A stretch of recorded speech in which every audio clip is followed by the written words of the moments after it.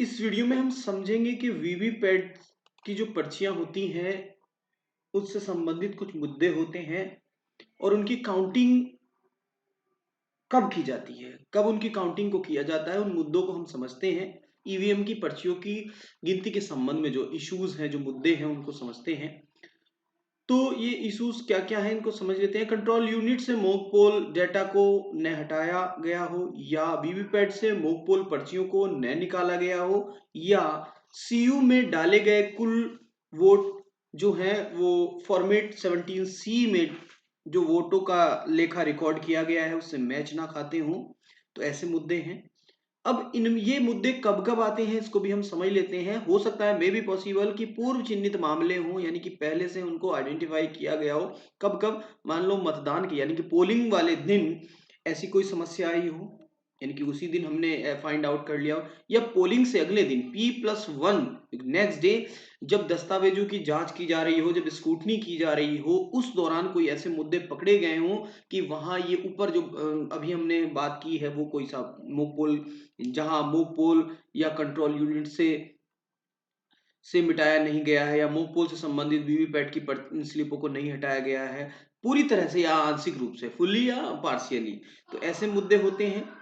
या ईवीएम की round wise जब काउंटिंग हो रही है उस दौरान यदि कोई मामला है जिसमें सीयू में डाले गए कुल वोट फॉर्म 16 में वोट के रिकॉर्ड से मेल नहीं खाते हैं, तो यह एक संकेत है कि क्लोज रिजल्ट और क्लियर, यानी कि सीआरसी वास्तविक मतदान के दौरान उस केंद्र पर मॉक पोल के बाद सही ढंग से नहीं किया गया। ये कुछ मुद्दे हैं। तो उपयुक्त मामलों में निम्नलिखित कार्रवाई की जाती है, यानी कि कौन से हम स्टेप उसमें यूज करते हैं उसको हम यहां डिस्कस करेंगे। तो ऐसे सभी मामलों में सीयू को अलग रखा जाएगा, यानी कि कंट्रोल यूनिट की नियमित राउंड वाइज काउंटिंग के दौरान इन मतदान केंद्रों को गणना के लिए नहीं लिया जाएगा। पहली बात समझ लीजिए।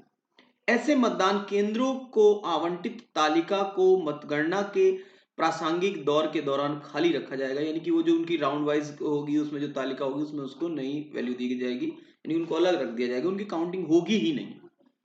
सभी पूर्व चिन्हित मतदान केंद्रों की सूची जो मतगणना की प्रक्रिया शुरू होने से पहले चुनाव लड़ने वाले उम्मीदवारों के साथ साझा की जाएगी, यानी कि जो हमने ऊपर अभी डिस्कस किए हैं, यानी कि पोल डे के दौरान और आफ्टर P+1 डे में यदि कोई ऐसा मुद्दा आता है जिसमें ये तीनों जो हमने ऊपर डिस्कस किया था कुछ ऐसा होता है तो उनको साझा किया जाएगा उम्मीदवारों के साथ।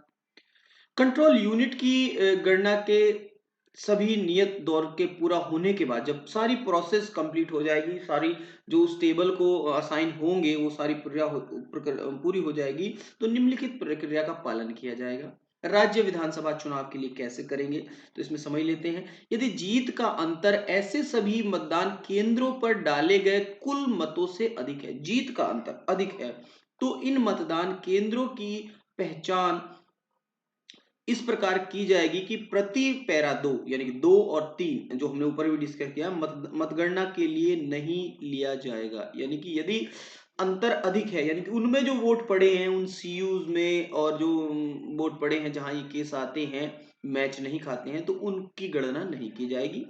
ये इसमें स्पष्ट है। मतगणना के लिए नहीं लिया जाएगा और परिणाम इन मतदान केंद्रों के बिना घोषित कर दिया जाएगा। सबसे पहली बात ये समझ लीजिए, ऐसा आता है तो यहाँ इस बात पर फोकस करना है, जीत का अंतर यदि ऐसे सभी मतदान केंद्रों पर डाले गए कुल मतों से अधिक है, यदि उनमें जो वोट पड़े हैं सीयूज में जीत का अंतर उनसे अधिक है, तो उन्हें काउंटिंग के लिए नहीं लिया जाएगा। यदि दूसरे पॉइंट को समझ लेते हैं, यदि इन मतदान केंद्रों पर मिले कुल मतों के बराबर या उससे कम जीत का अंतर है, यानी कि अब कंडीशन ये आती है जीत का अंतर जो है उसमें जो वोट पड़े हैं उससे कम है या उनके बराबर है, तो ऐसे मामलों में केवल संबंधित वीवीपैट जो स्लिप है उनकी काउंटिंग की जाएगी। कंट्रोल यूनिट को मतगणना के उद्देश्य से छोड़ दिया जाएगा, अर्थात मतगणना के लिए कंट्रोल यूनिट का प्रयोग नहीं किया जाएगा। किसकी गणना की जाएगी? जो वीवीपैट है उसके अंदर जो पर्चियां हैं उसकी गणना की जाएगी। ठीक है।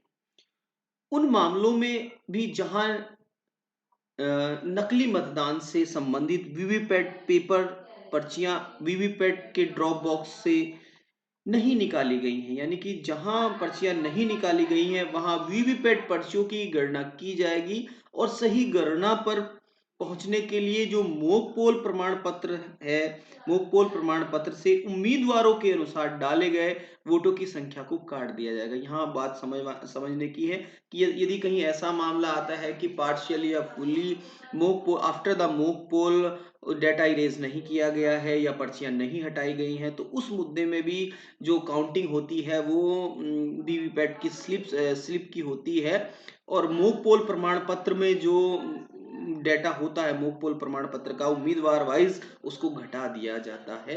ये इसमें समझने की बात है।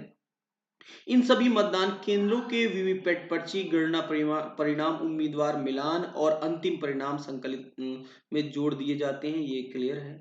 तो यहाँ से आप समझ गए होंगे कि किस तरह से यदि ये वीवीपैट में इस तरह की कोई दिक्कत आती है, मॉक पोल का डेटा इरेज नहीं किया गया है या फॉर 17C मैच नहीं खाता है डाले गए मतों से, तो इसमें हम कैसे और क्या करते हैं ये आप इस वीडियो से समझ गए होंगे।